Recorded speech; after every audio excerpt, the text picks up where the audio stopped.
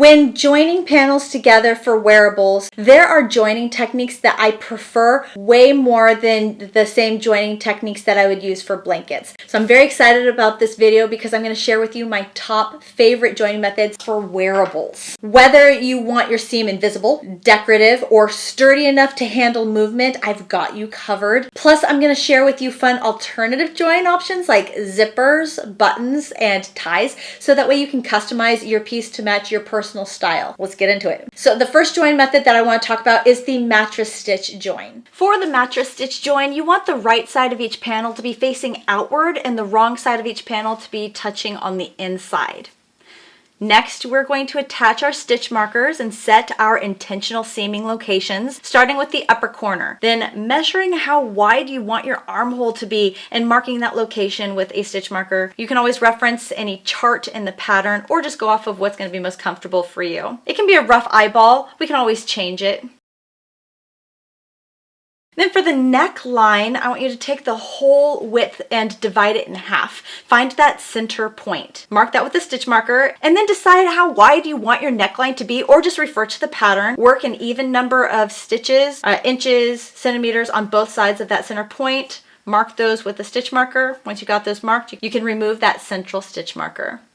Now let's get to that mattress stitch join. You will be using a yarn needle and a fairly long strand of the same yarn that you used for the project. Join the panels in the bottom corner and then tie a knot to secure. In this example, I'm choosing to go into the chain closest to the stitches on each side of the panel, but you can just place your yarn needle through the chain 2 space and then tie a knot to secure.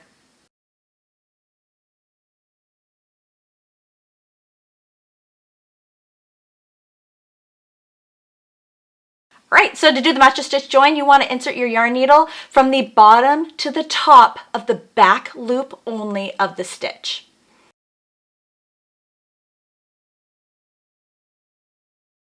Then go to the second panel, find the aligned stitch, insert your yarn needle from the back to the front of the back loop only of that stitch. Come back to panel 1, find the next open stitch. Insert your yarn needle from the back to the front of that back loop only. Pull. And then find the aligned stitch on the other panel. Back to front, back loop only. And you're just going to repeat this. That is the mattress stitch join. Repeat all the way up until you reach that stitch marker. Definitely check to make sure that you didn't scrunch your stitches in the joining process. It's very common to do so. So just watch the bottom to make sure it stays flat. Once you get to that stitch marker, even if your stitches are not aligned, for example, maybe you've reached the last stitch on one panel, but you still have like 2 stitches on the other panel, it's okay. Just stop at the closest stitch and then tie off. You've worked your stitches with a 1-to-1 stitch ratio up to this point, so you're good. This is what the join will look like.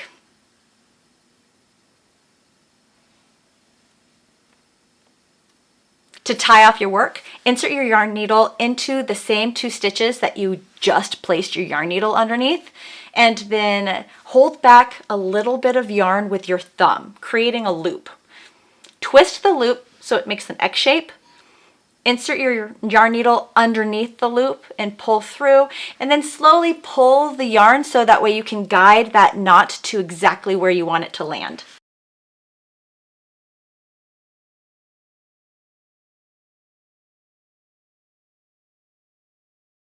The second joining method that I prefer is turning the panels so that the wrong side is facing out and then using a whip stitch. For the whip stitch join, again, we're going to be using the yarn needle and a long strand of yarn. Begin by securing in the bottom corner. And then find the first stitch along this side. Insert your yarn needle under both loops from the front to the back, and then find the aligned stitch on the second panel and insert your yarn needle from the back to the front and pull. Move that tail out of the way. It happens.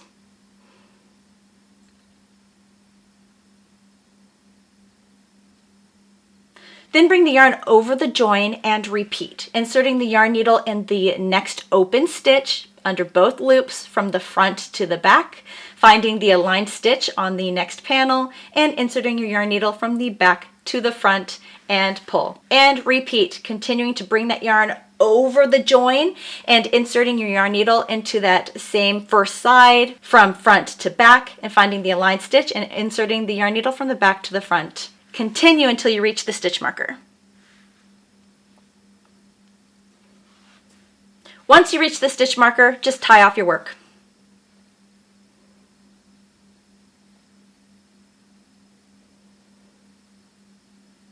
This is what the inside of the join is going to look like.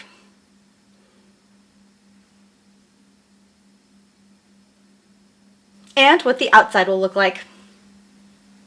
And then my third favorite joining method is sewing the two panels together on, this is where you can really play. You can either join them, sew them with the right side facing out or the wrong side facing out. It really will affect the look that you're trying to achieve. Yeah, there's room for you to choose how you want it to look. So yeah, my third option for joining panels for wearables is just sewing them together. Secure in the bottom corner. Now with the sewing method, we are going to be inserting our yarn needle under both loops of the next stitch up. We're going to insert from the top to the bottom of both panels. We're going to keep them pinched together. But this time, we're going to find the next open stitch up and insert our yarn needle from the bottom to the top.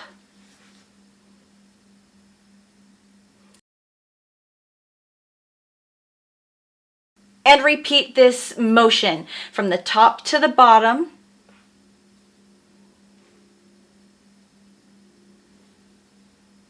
And then from the bottom to the top. And tie off this join once you reach the stitch marker. This is what the sewing method is going to look like from this side. It's definitely a choice if you want to keep that on the external, keep that on the right side, or this is what it'll look like on the other side. So you choose which side you want to present on the right side. When it comes to joining panels, this is where I start my method. I always start in the bottom corner, aligning both sections, and then I will work towards the armhole. Then I'll come up to the shoulder and work the corner of the armhole up through the neckline, and then this other section is up to you on what you want to do, and the top obviously, but you can either start at the inside and work your way out to the corner, or start at the corner and work your way inward. And then I always end my join by working the other side of the panels together to close. So I kind of make my way all the way around, but do whatever works best for you. Okay, now let's talk about some fun ways that you can close or connect pieces of your top together besides joining them or stitching them together. So we got buttons. Buttons are functional and decorative. You could choose wood buttons, metal, plastic, clay, big buttons, small buttons. There's so many options, and depending on the button that you choose will affect the style of the wearable. There's so much room for personality and variation. Zippers are a lot of fun. I'm having fun with the zippers right now. They're very edgy. They add a modern touch to your wearable. You could place them really anywhere, on the sides, on the front, on the back. I personally like to hand stitch my zippers onto my crochet items, though I have seen people use a sewing machine. I'm just not that confident with the sewing machine. Then there's ties and laces that you can use, like yarn chains, ribbon, leather cord, or even fabric ties. You can place these wherever you want on your wearable to join pieces, panels together. It is a lot of fun when you mix mediums. So if your yarn that you used was cotton or bamboo and you use like a leather or a satin material, it looks so cool. You can play with different colors, mixing match colors from what you crochet to the piece that you just add on, mix match textures or fibers. You just have a lot of fun with this. Go crazy. Right, I hope this gave you some great ideas on how to join your panels in a way that works best for you and your project and your style, whether you want a nearly invisible seam or something really bold where you can feature buttons and ties or other methods. There's just so much available for every maker. Don't forget to post your joining progress pics in the Crochet Club or on social media and tag me at Crochet with Tiffany. I love seeing the creative twists that you guys add. In the next video, we're gonna move on to shaping and finishing touches, so stay tuned. I'll see you there, and as always, I hope you have the best day. Bye, guys.